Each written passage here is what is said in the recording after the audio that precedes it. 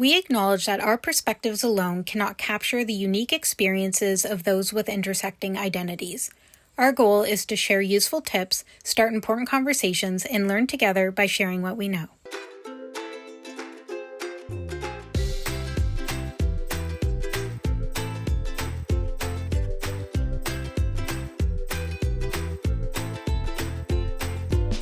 Hello everyone, welcome back to our channel. If you don't know by now, I'm Kaylee, an ADHD neurodiversity educator and advocate. For the past several years, I've been lucky enough to work in employment services, higher education, and peer support helping fellow neurodivergent individuals working towards their goals. Hey everyone, I'm Aliana. I'm an ADHDer who's super passionate about community building, and I'm also one of the co-founders of ND Connect. We're the global peer mentorship platform for neurodivergent professionals.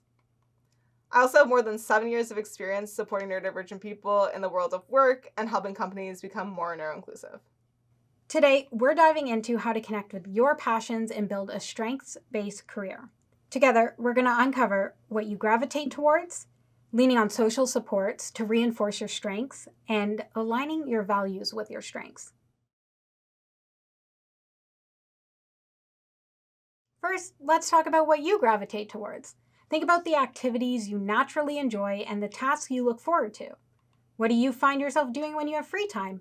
These are often good indicators of your strengths. For example, in my free time, you can usually find me at a bookstore or reading a new book because I love learning, which also reinforces my strength of research. If you're someone who benefits from a bit more explicitness, there's also a formal activity you can do that was recommended to me as a startup founder, where you actually ask the 5 people who know you best or 5 people who know you in different roles or capacities to send you an email that lists what they see as your strengths. And this is really helpful as well if you're somebody who really appreciates having a formal written resource that you can refer back to that can really help in your reflection process. Whether it's your ability to solve problems, your creativity, or your interpersonal skills, these compliments or others' perspectives can really help guide you towards a strengths-based career. One real-life example from my life is as one of the co-founders of ND Connect, I often have a lot of imposter syndrome and really struggle to identify what it is I'm good at. I often feel like, oh my gosh, my 2 co-founders are absolutely incredible. And what do I even bring or contribute to the team? But once I was applying to a job, just doing some contract work, and one of my co-founders ended up writing me a letter of reference. After the application process was done and I received the job offer, I expressed this anxiety to my co-founders that I was somebody who maybe was not as good of a fit, or that I felt so much anxiety being like, oh my goodness, should I find somebody else to replace me? It was a pretty wild conversation, but anyways, that's what anxiety does. But my co-founder told me that, would you like to read this letter of reference that I wrote for you? And I said, sure.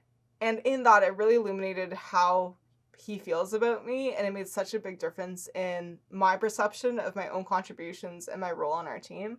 And it also really helped shape my perspective of the ways that I've developed and what types of roles in the future might be something that I want to explore that I just never would have thought of or realized otherwise. So again, it can be really, really valuable just to get somebody else's voice, because sometimes your own brain can have a skewed or biased perception. So in addition to that self-report, it's good to have the observer reports too.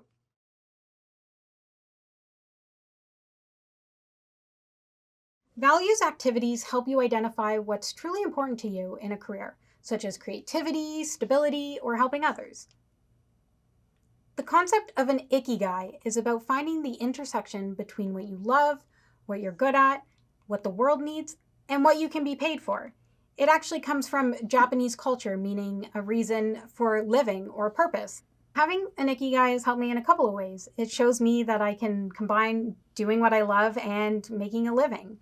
It also really helps me in those times where I feel kind of down and gloomy and hopeless about things, and it can be pretty easy to get stuck in those thought patterns. So having something to hold on to as your purpose in life or your reason for living can be really helpful and an anchor to guide you out of those times.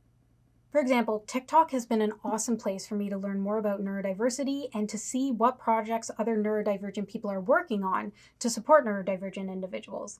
And it's through consuming a lot of this content on TikTok that I stay motivated and have new ideas and find inspiration to keep going with what I'm doing. Building a strengths-based career is about understanding your unique strengths and aligning them with your values and passions. You can find a free resource for this episode on our website at doryzenner.com. There's one for each episode in this series, so please do check those out.